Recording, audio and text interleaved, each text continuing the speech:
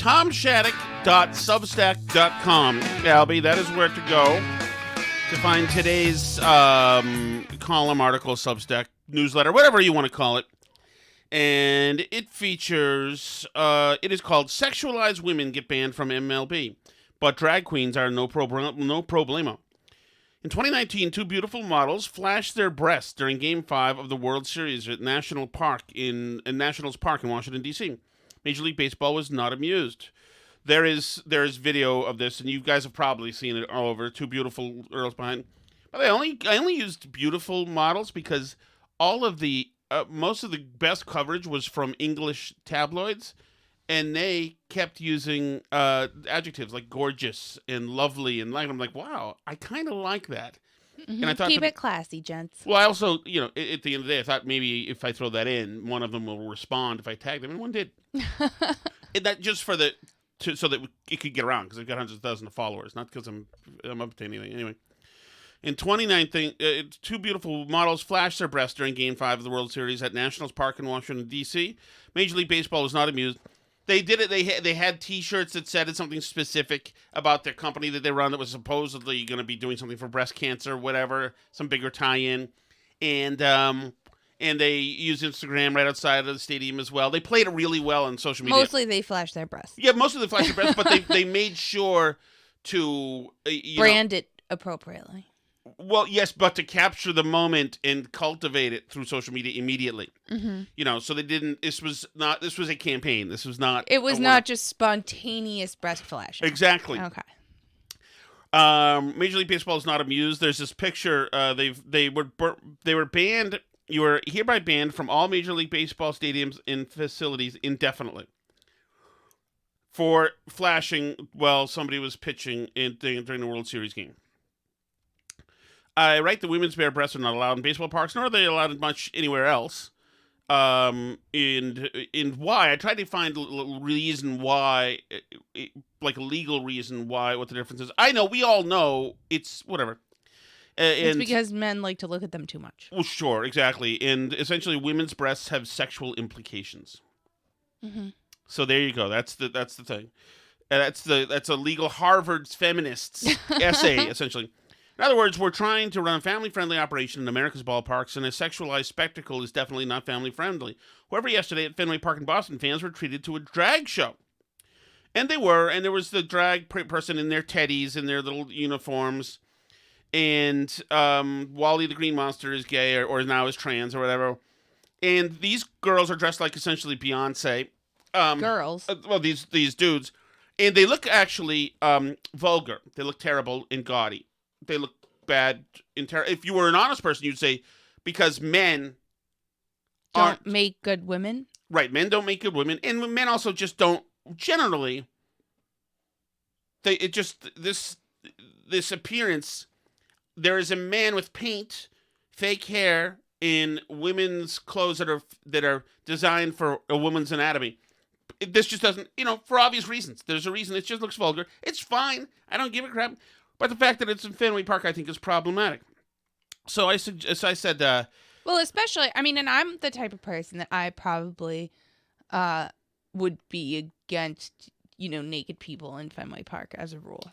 Right, generally. Exactly. So I actually I had a picture of one of the girls who was in trouble, the real girls, got kicked out, said, if not, then can Lauren Summer skip down the concourse of Fenway Park and gobble popcorn in a similar teddy? And of course, she's gorgeous, and she's a model, and if she was at Fenway Park, she would be removed immediately for wearing the same thing.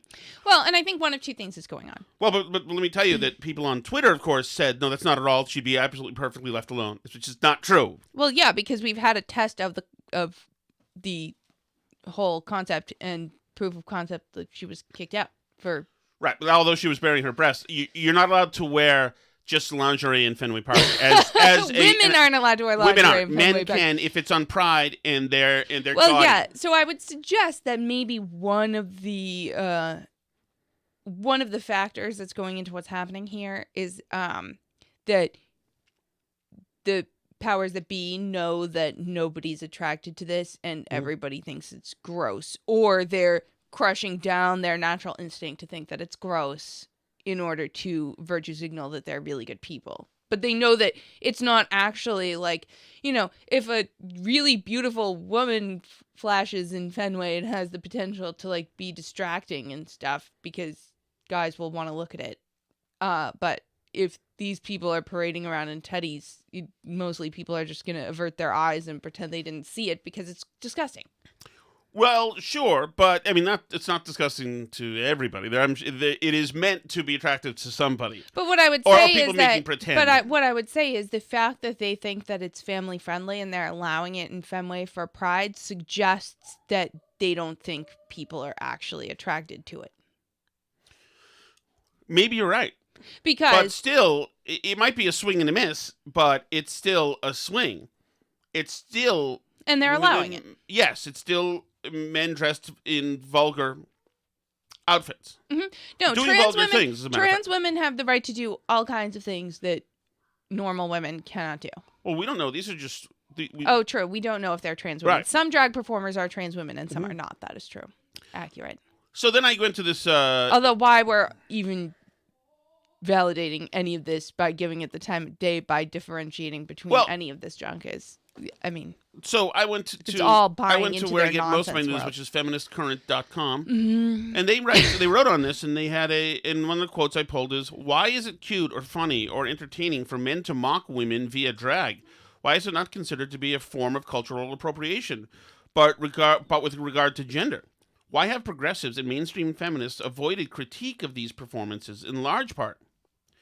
And I make the point that it's a good question, but this whole thing is just showing your fealty to the Pride Month cause, whatever that is, which seems to go from the spectrum to legalizing gay marriage, to having sex in ant piles on beaches, to reading to little children, to it's all sorts of things, to Stonewall Revolution, to... It depends. The umbrella of Pride Month seems to contain a whole lot of things. Well, and it seems to be like relentless in a way that I don't remember being in the past, frankly. Like, I mean, Pride parades at least have been around for a long time. I've been aware of them, but it was like there would be Boston Pride or whatever Pride, and they would have and mostly these all took place during Pride Month here and there across the country, but there wasn't like this that I recall in my lifetime, this relentless month-long, incessant, just non-stop barrage of, horny, naked gay people everywhere you look, like all the time for an entire month. It's like every day there's some drag queen twerking at your local elementary school. Like, I don't understand why they get a whole month to be this way. Can I have Christianity month? Is that allowed? Or do we only have sin months? Well, and if it's the corporations who are the people at fault here. It's completely disgusting. The Pride movement just pitched the idea, and they were like, "Okay, that's absolutely so whatever." But now it's in everything. There's this ridiculous Audubon Society video as well. That is the most horrific thing I have ever seen. I'm gonna play it right here. Is it worse than the Postmates ad? Well, it's just incredible. So it's an Audubon Society ad. And this Pride Month, and I don't know what the Audubon Society, which used to be about birds, is everybody's outdoing each other here. Like, what is this thing with drag queens? This quote, hashtag Pride Month, Audubon partnered with drag queen and intersectional environmentalist Patagonia. Get it? Patagonia? To bring you Birds Tell Us, the song of the meadowlark. A message of hope for the future of our planet as we face climate change if we choose to listen. So here's Patagonia, who is dressed as a red-breasted chickadee in the middle of a meadow, singing and dancing. Did you see this? I didn't watch it. I saw that it was sent. Can you put it on and watch it? I'll watch it later. I'm listening now. I'm just going to soak it all in. Birds. Okay, look. Good, it's showing on the YouTube video. That the world is changing. I see. Look that the climate is changing. Okay, I see it. They sing it over us and around us, in their songs and in the songs they no longer sing.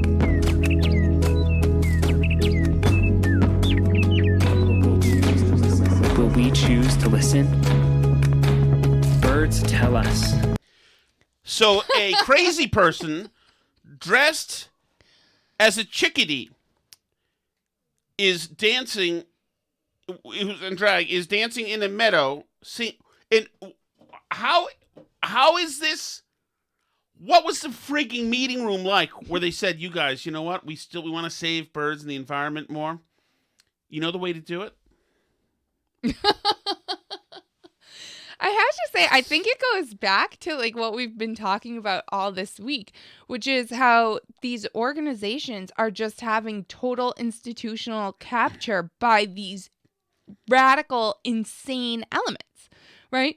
The pro-abortion institute can't get through a meeting because the employees are all demanding that their deadlines be pushed out because George Floyd died. Like, I mean, the things have nothing to do with each other. And it's the same with Audubon. But because they've invited all these idiotic woke lefties into their space and humored some of their BS, they now are having to do stuff like this to keep the elements in their own company happy. I think everybody in that business probably has their pronouns in their email signature as they write emails to each other about saving birds, supposedly. But, I mean, this is the problem, is that these activists get into your organization and they eat it from the inside out and then wear your organization like a skin suit and pretend to go around and like act like they're still the Audubon Society or whatever it is. And they're just... It's not even the same institution anymore. It's just insane, whacked out activists pretending to be the organization. They have nothing to do with it anymore. And it's sad because, I mean, we've been Audubon, Massachusetts members for a long time. I think we finally canceled it this year because we just weren't going enough to make it worthwhile. But like, I mean, I grew up going to a bunch of different Audubon sanctuaries and stuff. I love the Audubon Society. And I would never give them my money to create nonsense like this because it's insanity and it's contributing to the decline of our culture and everything in it. But yeah, they're hollowing out all these institutions that you thought were trustworthy and normal. And like, I mean, the All Trails hiking website where I go to look up what hiking trails are around us and like how hard they are and read people's reviews has a Rainbow Mountain logo this month. Like, just stop. And that I understand, and that was last year's problem. No, that was pathetic. Now everybody's got a drag queen. Right, so I guess I should be like grateful. A bird. Or the Postmates ad. I guess I should be grateful that the All Trails website doesn't feature like a sort by best places to have sex in the woods just off trail or whatever. Like, because that's like what the Postmates ad is. I don't understand what we're doing here. I just like, I can't, and it makes me just want to retreat into. You're more of a hater than I am, Alice. Okay. I'm all for the drag queens and the people with the dumb, short, purple hair and nose rings. Really? They can do whatever they want. I'm fine that they're out there. And I've hung with drag queens myself. And when I worked in hotels, I loved gay bar. I tell you, that is an absolute fact that can be verified. There's a great gay bar in Massachusetts near the Warrington Ave Theater. Have you ever been to a Pride Parade? Yes, and then Pride Festival in Boys Town in Chicago. It was fantastic.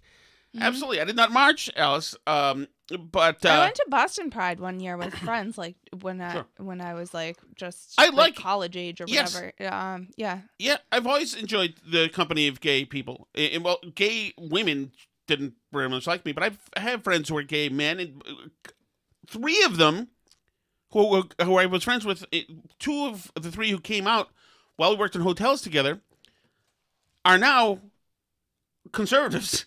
I mean, or at least they like all the stuff I do. Well, I think gay men are natural conservatives. Right.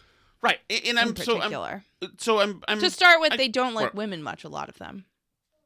Sure. So, understandably, obviously. So, I mean... So, but here's the thing, is that I don't know how much more self-deception we're going to have to do out here. And to have people say, oh, it's sexual to you, Tom, when I post the thing. Obviously, the go-to is that I'm actually gay, and this is just... Oh, that's sexy to you. How about Mrs. Doubtfire? Do you think that's too? Really, this says more about you. It's like, guys, we don't have to. It's okay. We don't have to. I'm not trying to do anything huge here. I'm just saying this is a guy dressed in women's clothes that are found in the lingerie, the sexy section of the store. So don't tell me, they're not dressed like stewardesses. Okay, they're not dressed like female construction workers. They're dressed like women about to have sex. That's what they're dressed like. Okay. So don't tell me that you're not seeing it, because I know you're seeing it. But they just assume that I'm part of some dark force somewhere, so it's, give no ground at all, guys. Hold the line. Well, also, isn't it a little bit homophobic, the automatic go-to by the left that everybody who has a problem with any part of their agenda must secretly be gay? Like, I thought we were past that. Right. No, it's not. No, nobody's past anything anymore. So... Anyway, it's just ridiculous. The dancing birds in the meadows are ridiculous. The fact that we have an administration that celebrates this stuff, that's into all this whole cultural cancerous psychosis has creeped into everywhere. It has, and I was heard on Minahan's podcast today. He had Amy Poehler's brother on, who's a local guy, obviously. And he was saying, like, these cases, conservatives are really acting up. I mean, where is this happening? It's not even really happening in places. And the CRT is like, yeah, it is. It's happening all over the place. Every place, any place that has a DEI officer has CRT happening. Things go hand in hand. This drag queen convention happened at Fenway Park. Friendly Fenway, it's kid friendly. That was one of the things they wanted to do when the new ownership group moved in from San Diego, is they said, we're going to make it Friendly Fenway. And I was pissed off. I was like, what is it, that freaking green monster, Wally the Green Monster? I used to call for his death, Alice. I hated him. And like the idea that they were cleaning it up and they had like cops out in the seats in case you were swearing, you could report somebody and they toss you. And I was mad about that. It's not Friendly Fenway anymore. If you've got drag queens. Well, the left considers drag queens family friendly. Why is it so crucial to have kids as your prime audience? Why is that so crucial? Why do you care so much, Tom? Right. If the drag queens, like, why are you so obsessed with me? No, why are you so obsessed with me? Like, for those of you who are suggesting that it's just so innocent, I would tell you to go to Turtle Boy's website, and he's done deep dives on these drag queens who are at Fenway. And if you don't think they're ultra sexualized, then enjoy. Then bring your kid and watch it. Watch the Turtle Boys site with your kid. Just like the one that they had in Newburyport at the Newburyport Youth Services Dance Through the Town that was hosted by the Masonic Lodge. And when they almost kicked them out, they were going to host it in a church because that totally makes sense. Just like that drag queen, drag is and has always been a very sexualized art form, shall we say. And if you look up any of these people and their other work, you will find that they have stuff like this out there. I mean, we are so far away from like the Blue's Clues guy getting in trouble and not being able to be on the kids' TV show anymore because he smoked pot. Now parents are like, yeah, watch the drag queen who's like swallowing bananas in a YouTube video in her spare time, his spare time, whatever. It's so bizarre to me that we've come so far so quickly. And I really think, I mean, like, I used to think we were like a decade or so away from the left just openly advocating pedophilia, but I like think we're closer now. I think we're like 2 to 3 years away. Well, let me ask you this. This hypothetical. 2 to 3 years away from what? From the left openly advocating pedophilia. Oh yeah, you know who's gonna take the Easy Pass Express lane? Is the furries. They actually don't, I think, want to mess with kids. They're like into each other, whatever that means. Which I kind of like the idea of bright pink humanoid animals like hanging out in parks. So my feeling is this: if a mom and child were at the playground, and I put on my teddy, and why is that funny?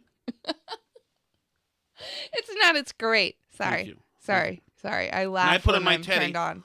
And I had a book, or whatever. Hi, I'm Jacob. I'm wearing a dress, whatever book. Mm-hmm. And I approached. I think the mom would recoil and say, "Get the frig away!" I don't care what kind of mom. It could be a mom with a nose ring and purple hair. I think she'd want, "Get the f away from me." Right? I think it's so. My feeling is this: Maybe if you literally did like the drag queen makeup and a wig, I think you could. I think a bunch of them would gather around and offer you up their children. This is what I'm saying. Okay. That's the difference. A bunch of them, yes. One, no. This is about it being in public. In public, or the parents want to show how tolerant they are and how affirming they are. They're really showing the other parents. Mm-hmm. But they don't want that person. They don't want the drag queen. I'd say that's true. And I would say that it has to do with people's like trust of authority too. Right. Like when it's coming through official channels. If you have the drag queen at the library reading a book in the library, then people will bring their kids to go see it. Even though they never would in the school park, and even though the library is not vetting any of these people any more than they vet people who show up at the playground in a dress, right? But yeah, most people, if they saw an overweight middle-aged man dressed as a woman at the playground, would keep their kids as far away as humanly possible and possibly call the police, or they would have 5 years ago. Now, I think if you did like put on the full drag queen makeup and wig, and if you had something with you that indicated that you were like part of some official channel, right? Like, so if you brought like a camera crew with you, or if you had, a sign explaining that you were drag queen story hour. I'm not even talking about like really having to go through official channels. I'm saying like the outward signs of it. Like if you put up a little sign that said drag queen story hour at the picnic tables near our local playground, and you went there in a dress and like wig and makeup, I think people would bring their kids over to you. I think only if there were a bunch of people. I think they want the other people to see them. I think it's about showing off. I think some of the people that I know absolutely would bring their kids over because they're insane. All right. Another thing. So we played the Kamala thing last night, right? Didn't we? About internment camps and after 9/11, all that stuff. Yes. Okay. I did today. I looked up a whole bunch of stuff about the twice interred Japanese. Germans, World War I and World War II, and some of the other stuff that happened with the Germans. Remember when the erasing them? People were mad at German shepherds. Yeah, they killed every German breed of dog was killed publicly in the streets. All German food was erased. Germans had to register under Woodrow Wilson as an alien, something like an alien. I forgot what it was. It was kind of a horrific thing. What was it? An alien? You know what? Let me tell you. This is after Kamala Harris was opening the museum, the Asian Museum, and then went through the laundry list of how bad Americans are. And because it's whitey doing it, well, Germans are pretty white. I'm pretty sure they're pretty white. I'm not. So anyway, here's PBS actually did a thing on this a little bit ago. Immediately after the U.S. had declared war, local governments, civic organizations, and even ordinary citizens began an attack on German Americans and their culture. There are children who are instructed by their teachers to cut German songs out of the music books that they use in their classrooms. There is a public Stein-breaking fest at one point to keep people from drinking German beer. There's even in one town in Ohio a really gruesome slaughter of German dog breeds. But it's important not to let these ridiculous stories to overshadow what is really a wholesale destruction of an ethnic culture in the United States. Germans were pressured to stop playing German music, to stop going to German plays.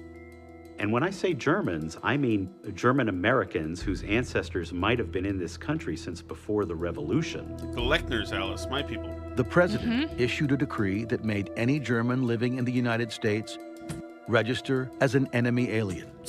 Almost 500,000 men. I hope to God we can find some of my relatives registered as enemy aliens. And women were photographed, fingerprinted, and interrogated about their loyalty to the United States. There was tremendous pressure on new immigrants to conform, to have American flags, to sing American songs. We welcomed you here. Now you're here, you're with us, and you're only with us. So those are the whiteys, right? Those are the white people who were being bullied in that situation. I understand they were foreigners of Germany, so maybe that was more xenophobic, etc. But also, of course, a huge number of the largest lynching session that was ever had in the country was done to Italians in the late 1800s as well in New Orleans, where they just indiscriminately went and murdered and butchered and ripped them apart in the middle of the street, a bunch of Italians as well. So, no, I realize that doesn't really exempt me. I'm still in trouble. And Italians weren't considered fully white back then. But the point is that this country, it has not been, as you see, just a simple white supremacy situation in this country. You lost your whiteness at times in history in this country, depending on what was going on. So that privilege went out the door. The Germans, bye, goes out the door. And it's just to say, in the end of the day, is that it's complicated. So when Kamala Harris bitches and moans and has to accentuate the fact that we've done the terrible things have happened to Asians, yes, that is true. Now, if she wanted to, she could point out both Woodrow Wilson and FDR do share something in common. But she didn't do that, of course, because she shares something in common with them as well. And speaking of, it's complicated. The whole existence of Asian Americans complicates the black and white racial narrative for Democrats, right? And they've latched on to this thing about Asian Americans being killed in the last couple years, most of whom were killed by black people, and it's still somehow the fault of white supremacy. But okay, like, set that aside for a second and acknowledge the fact that most of the metrics that they use to prove to us that America is a white supremacist country that, is damaging to black people, and our laws are racist, and our mortgage companies are racist, and our housing laws are racist, and our everything's racist to black people because there's more of them in prison, so the justice system's racist. They have lower paying jobs, so the capitalism is racist. There's all these things that they use, to prove that America is unfair to black Americans, which I think in some cases, like housing in particular, there's probably a case for, right? On all the metrics that you measure to show why white Americans are doing better than black Americans in the United States, Asian Americans do better than white people. Not better than black people, but they do better than white people. They get into colleges better. They have higher test scores. They have higher incomes. They have higher rates of parents staying together. They're in prison less. I mean, like, everything that you can think of to prove why America is racist to black people also disproves that America is racist to Asian people. And they have like a number of explanations for this of why this happened. Oh, it's actually like the stereotypes of Asians as smart people and, model minorities and all this stuff that cause Asians to do better in this and that and whatever, right? Like there's all kinds of potential explanations for this, right? And I do, absolutely. I mean, I went to a high school and a college with lots of Asian Americans at it. And a lot of them did often feel stereotyped, often in ways that are reflected in, for example, the affirmative action that you see on college campuses, where places like Harvard systematically score Asian kids as having less interesting personalities. So that they don't get into college at higher rates, right? And like I think that there are stereotypes that Asian Asian Americans face in this country. Obviously, there's the Japanese internment is a huge historical thing. Things like the Chinese Exclusion Act, all the things Kamala mentioned, right? Asian Americans have overcome huge obstacles in this country. But for the most part, largely, they have overcome them. Even, when they were going through this whole Stop Asian Hate thing, right? NPR did this big piece about how diverse Asian Americans are, and you can't just say Asian Americans do better. And they had this like big graph of like all the different types of Asian Americans, like Cambodians and Vietnamese people and Thai people and and to show that like, how different their test scores were. Well, you know who they didn't include on the chart? Is white people and black people, because they were both all lower than all the Asian people. So it's like, you can't, it's a problem for their narrative of racism being the reason why America doesn't seem to work out for black people the way that lefties think that it should, right? And that's why they do, and that's why the woke and in particular affirmative action and in particular, activists who are embroiled in some of these like melanin, black supremacy, Afrocentric narratives, why a lot of those ideologies lead to lashing out at Asian Americans or Jewish people just as much as at white Americans. Because if you're going to follow a narrative of groups are responsible for oppressing other groups, and if that group of people that I'm linking together based on skin color or religion or ethnic background, whatever it is, if you're going to follow this philosophy that the left has, that you can hold individual people responsible for the fact that their group of skin color people does better in life, then Jewish people and Asian people also end up on the guilty side of that equation. There's not a way around that. And the left has really struggled with this. But I really think that it's a serious problem for the woke narrative in this country. And in critical race theory and all these things. I think that it's a very difficult,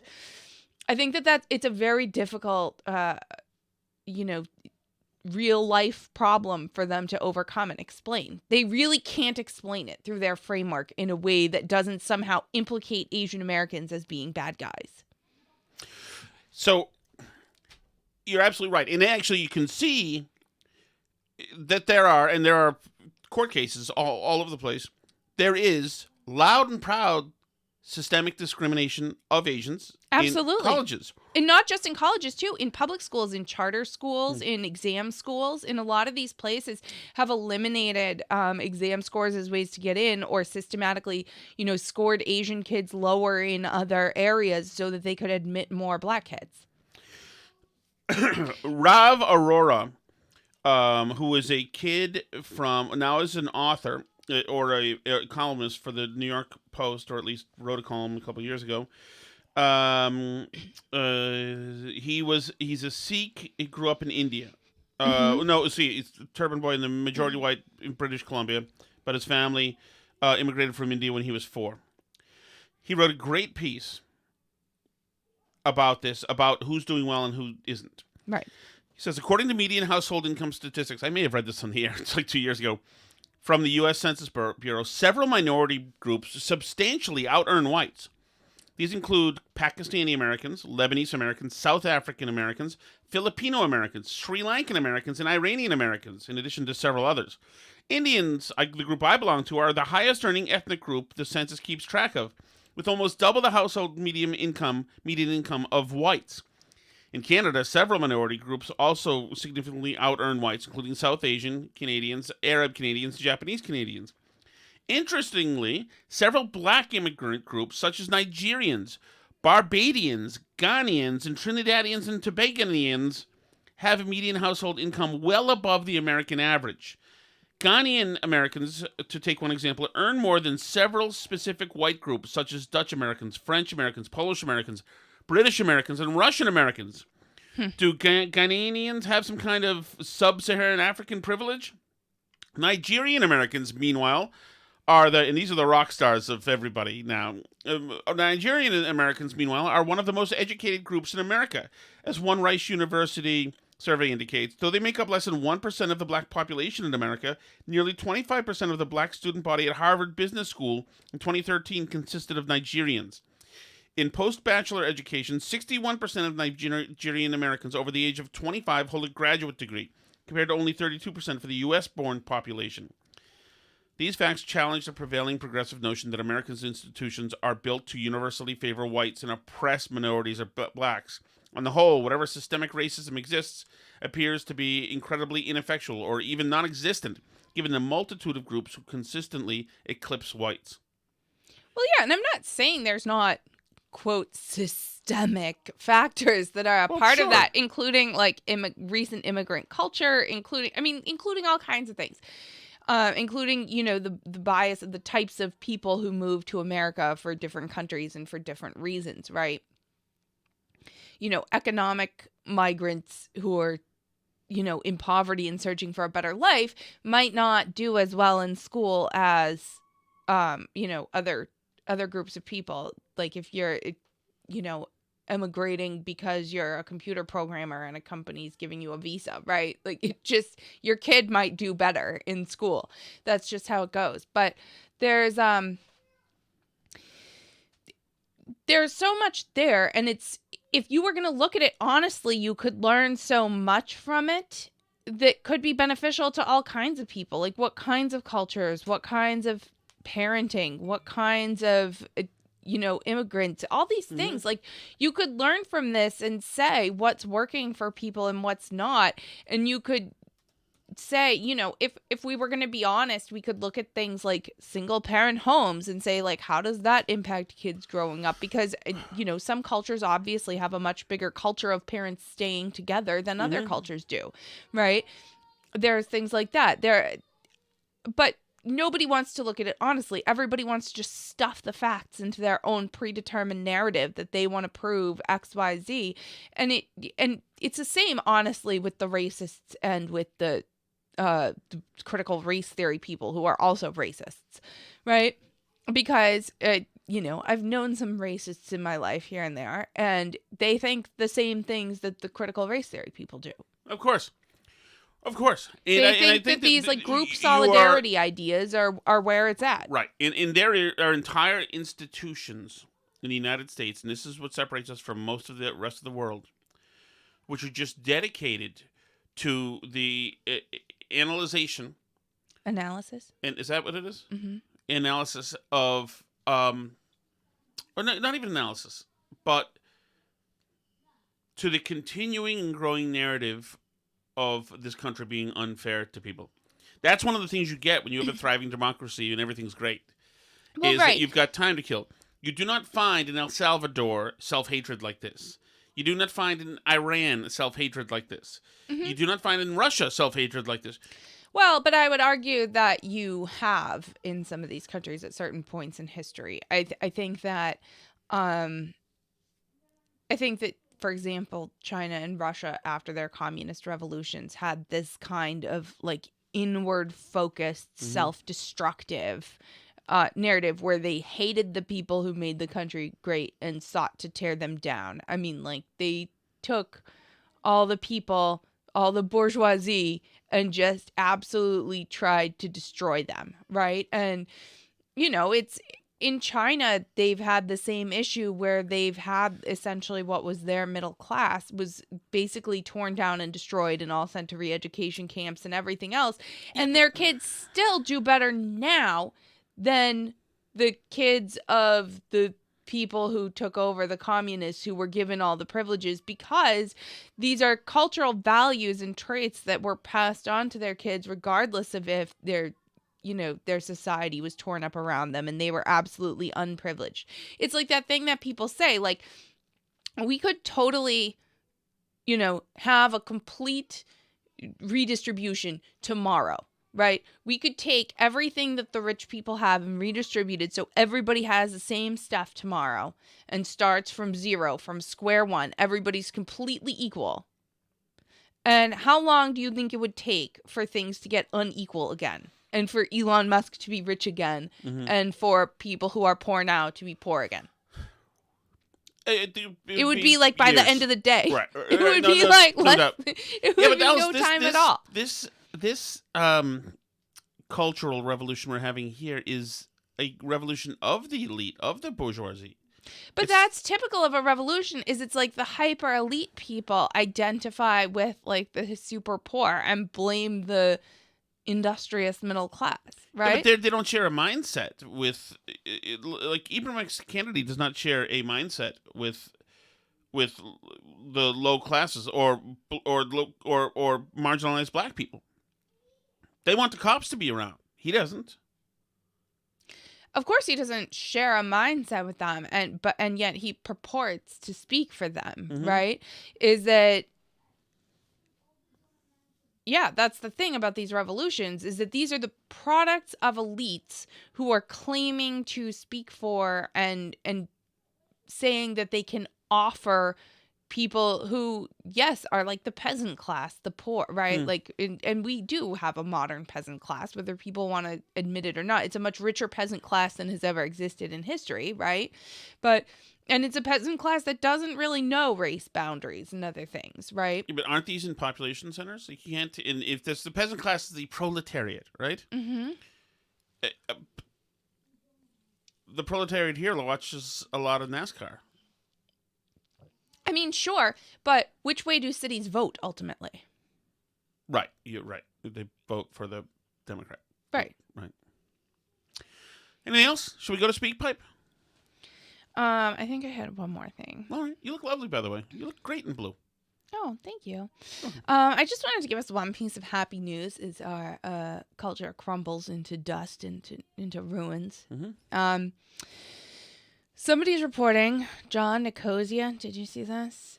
He supposedly has sources at CNN/Discovery, and he's reporting from a source that Brian Stelter is down to weeks, if not days, left at CNN.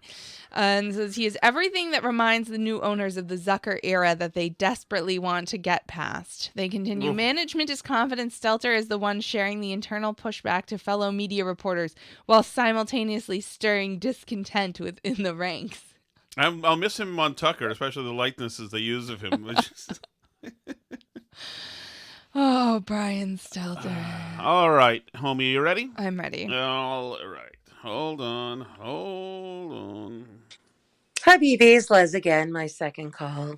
This is an appreciation phone call for my Orthodox Christian sister, Alice. Thank you, Leslie. Who oftentimes lately says some stuff on the show that was just in my mind 2 seconds before she said it. In this case, back on your Thursday episode about the large corporate organizations and the businesses bowing to the demands of quote unquote Pride Month. Like we were talking about today. Supplicate Like with the red stockings, like we were talking about today. themselves to that Pride Month.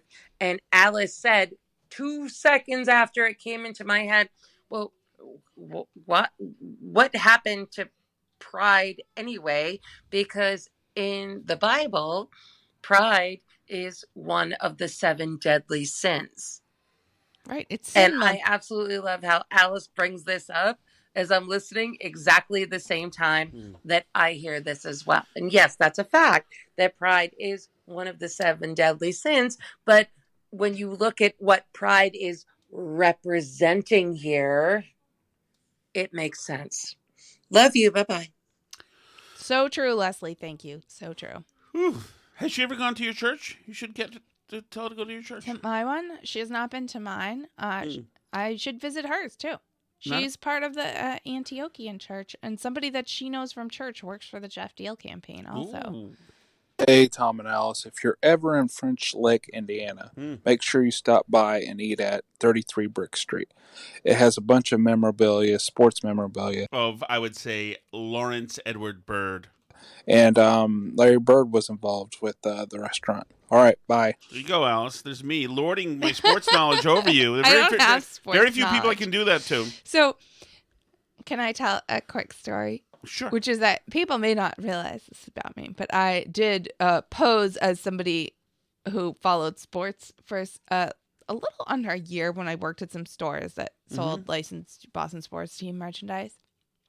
And I was a faker. But what I discovered is that it's actually like, I would say like 85 to 90% of the time, you can actually get away with it because almost everybody else is faking it too. And most of them don't notice that you're also faking it. There's also, and this is not me, but this is other men, there's also a desire, men like a cute little Girl mid-20s pretending blonde. to know about sports. Yes, there's men are drawn to that, Alice. Me personally, I'm drawn to a man in drag pretending to know. Damn, sure is hot in the shed. Oh, I'm sweating. That's my bike. That's my bike. Yeah, Alice confronted me about my bike yesterday, and I can't take the bike out. Can't take it back out. Maybe I'll ride your bike. You can't ride the bike. It has a very comfy seat now. I does. installed a special comfy seat because you complained that the original seat that came with the bike was raping you. It was, indeed, Alice. Hey, guys. Hey. Day 3 of quarantine and COVID recovery here. Sorry, So- Danny. Jesus. Holy Did God. you get some Paxlovid? Get some Paxlovid, my Yeah, man. dude, it sounds like you're calling it a night here. Ulrika, I heard you talking yesterday on the pod, and Tommy did a nice segment this morning about renaming monkeypox because it's racist and all that. And I was thinking we should probably address some other names of illnesses while we're at it. For example, the man cold. I find that offensive when I'm told I only have a man cold and to stop complaining. I didn't know it was a diagnosis. It's not a real diagnosis. It's what women say. Because women believe that when women get sick, like, our kids still need us and we have to like still get up and do stuff and we just power through. And when men get sick, they lie in the bed like they have pneumonia and they're dying and they, Well, they milk it is what we're saying. And so when people say men have a man cold, that's what they're saying. there's a difference because women have a physical advantage. What physical advantage? You're witches.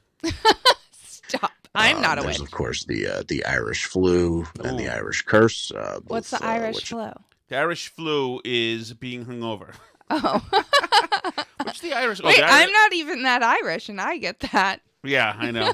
I have occasionally too. I find quite offensive. The Irish curse is something else. Has to do What's with... the Irish curse? You serious, Alice? I don't know what it is. What is it? I feel almost bad here. Should I return you to your parents? They don't know what it is either, probably. So I don't think that's going to get you very far. What's the Irish curse? It's a racist thing that Danny is saying, but Danny's allowed to say it because he is Irish. Well, I'm 1/16 Irish, so you can tell it to me. There's a small chance that you're going to be suffering from the Irish curse. What is that? What's the Irish curse? The Irish curse is an Irish gentleman being less than marvelously endowed. What? You haven't Is heard that this? a thing? Oh, you're so sweet, Alice. Oh, my God. I don't know that that's a thing. Offensive and often true in both cases, unfortunately.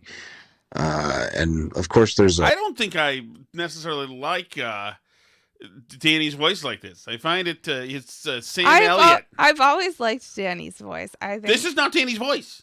well, He's it's fine. essentially an hour from death. This is him flatlining. The thing is, there's a little blip up, but it's getting few and far between. also the disease I assume Alice has, Stockholm syndrome. Correct. I think she suffers from that. That's, You of get a lot of that. I don't know what to say why. Although I also agree with him. course, offensive to the Swedes. So let's get on this.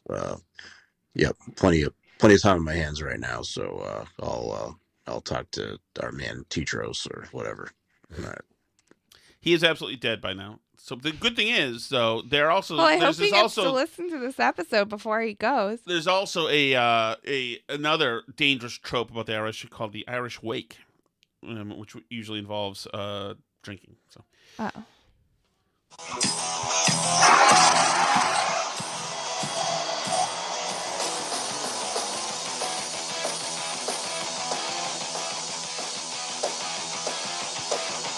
I'm listening.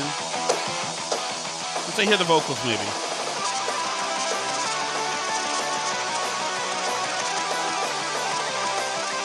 I will say Yngwie Malmsteen, or who's the guy who played with Stevie Vai? They've got a power and a force that you've never seen before. Megadeth, Metallica? I don't know. I'm sorry. What is this TV show, Doc? Billy Ray Cyrus, a doctor from Montana moving to New York? What? Stop watching that channel. Stop it. Unsubscribe from that. Discussing on the podcast that your kid needs to be wiped is literally a chat. It is. I'm sorry. I apologize. You heard him. It was audible. So that's he hasn't yelled. Actually, he's due to yell anytime now, as a matter of fact. That's what the apple butter's for. It is for the fried biscuit. That's what it's for. Oh. Apple butter is for the fried biscuit. Delicious. Mwah. Tom, what did you sing to me when I used to make apple butter? Apple butter dreams, whoop, the girl. How's it go? It's apple bottom jeans. Of Boots course. with the fur. Mm. Right.